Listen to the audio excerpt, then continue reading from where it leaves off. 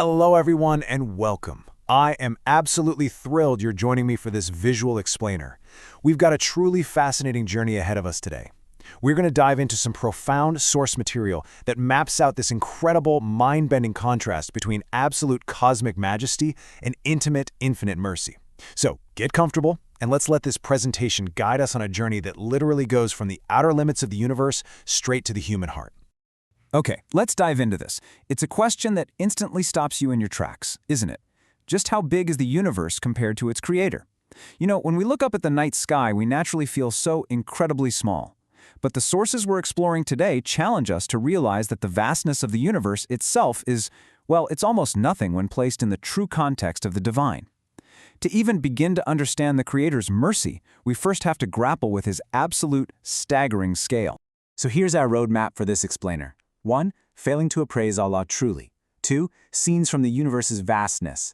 3. Knowledge encompassing the smallest details. 4. Boundless mercy and forgiveness. And finally, 5. Jannah's limitless giving and surprises. We're starting off with overwhelming cosmic scale, but we're intentionally heading toward immense comfort and eternal reward. All right, Section 1. Failing to appraise Allah truly. To really get this, we need to take a step back and reflect seriously on a pretty fundamental human flaw. The text highlights a profound verse. They have not appraised Allah with true appraisal. So what does that actually mean? Well, the sources explain that our core problem is basically ignorance. Because we fail to comprehend the true, infinite magnitude of the Creator, we end up equating him with weak, finite created things. We attach our hopes, our fears, and our deepest reverence to earthly powers, bosses, wealth, or societal status. We elevate finite beings and give them the awe that literally only belongs to the infinite. By not giving the Creator his due reverence, we're fundamentally distorting our reality. Moving right along to Section 2, Scenes from the Universe's Vastness. Now, to correct that distortion, we have to look at the scale of creation. I want you to really try to grasp the sheer, majestic size of what we're about to discuss. It should honestly give you a sense of spiritual vertigo. 500. The sources reference a profound cosmological mapping. They state that the distance between the earth and the first heaven is a journey of 500 years. The thickness of that heaven is another 500 years. And the distance to the next heaven, you guessed it, another 500 years. This staggering math just continues through all 7 heavens. And after that 7th heaven, there's yet another massive gap of 500 years of travel just to reach the kursi, the footstool. The sheer scale is absolutely paralyzing to the human mind. And this brilliantly illustrates the point. Even with those massive distances of 500 years multiplied over and over, if you were to take all 7 of those incredibly vast heavens and compare them to the kursi, the footstool, well, the sources tell us it would be like tossing a tiny ring into a massive, endless desert. It's wild to think about, right? The entire universe, as we could possibly conceive of it, is just a speck of dust lost in a wasteland when compared to the kursi. Let's move on and see how this built, because it gets even more mind-bending.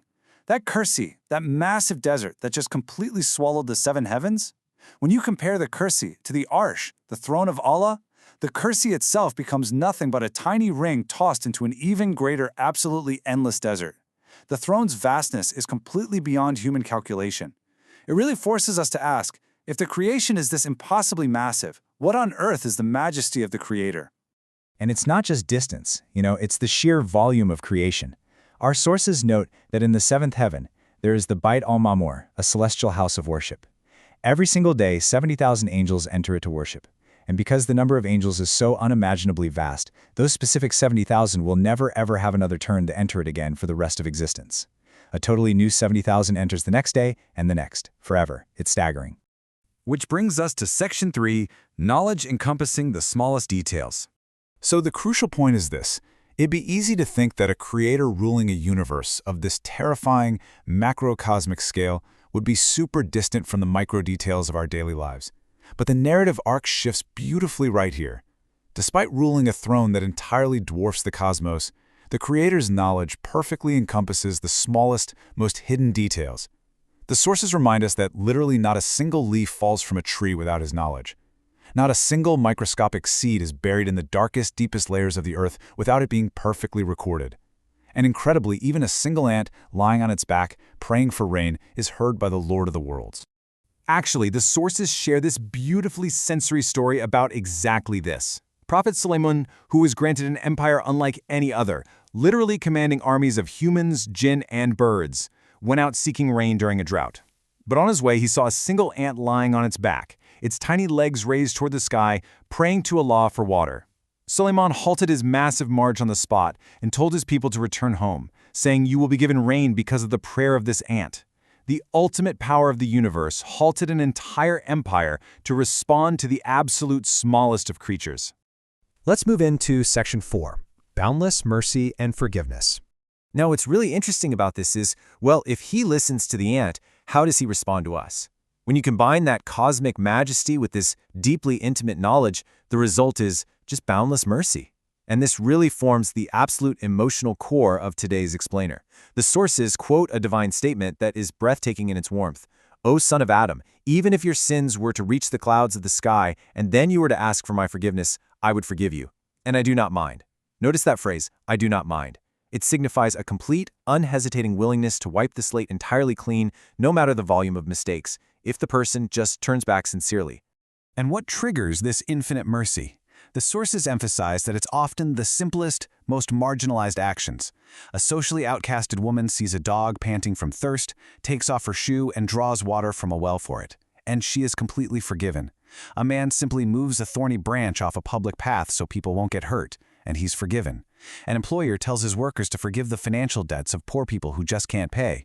And on the day of judgment, God says, "I am more worthy of being forgiving than you," and forgives them. It's truly that simple. Finally, Section 5, Jannah's Limitless Giving and Surprises. This overwhelming generosity ultimately leads the believer to a final destination, where this mercy transforms into limitless giving and astonishing surprises. The sources detail the sequence of the very last person to enter Jannah. This is a person who is in the fire, basically burnt to charcoal. He's finally pulled out and he begs God just to never ever send him back. He has no expectation of anything grand at all. But God commands him to enter Jannah, and when he does, God grants him a kingdom equal to the entire planet Earth and then gives it to him 10 times over. This is the absolute lowest rank in paradise, brilliantly illustrating how the Creator's generosity vastly, impossibly exceeds any human expectation. But honestly, it's the intimate appreciation of personal sacrifice that is truly beautiful. Imagine a freezing winter night. You're wrapped in a warm, comfortable bed. The sources paint this really vivid picture of a believer who pushes off those heavy blankets, braves the freezing water to wash, and stands in the dark, shivering, just to pray. Because of that hidden, intimate sacrifice, Allah proudly boasts about this person to the angels in the heavens, saying, "Look at my servant," and instantly guarantees them Jannah. And the surprises in Jannah don't just stop with your own deeds. Our sources share a heartwarming anecdote of a man who arrives in Jannah and is suddenly elevated to a shockingly high rank, right alongside the prophets and the righteous. He knows his own math, right? He knows his worldly deeds weren't anywhere near enough to get him there. So he asks, "How did I get this?" And the angels reveal the beautiful truth. It is simply because of the prayer of your child on earth, asking for your forgiveness. The divine intimacy extends even to the quiet prayers of our loved ones. We've traveled from the terrifying, unimaginable vastness of a throne that completely dwarfs the cosmos, down to the delicate prayer of a tiny ant, and finally to the warm, boundless mercy waiting for us. It all connects back to you. The Creator of the heavens knows your quietest struggles and your hidden sacrifices. So I want to leave you with this powerful question to ponder as we wrap up. What will your deeds or the sincere prayers of your children reveal for you when you finally meet the infinite? Thank you so much for joining me on this explainer, and keep seeking knowledge.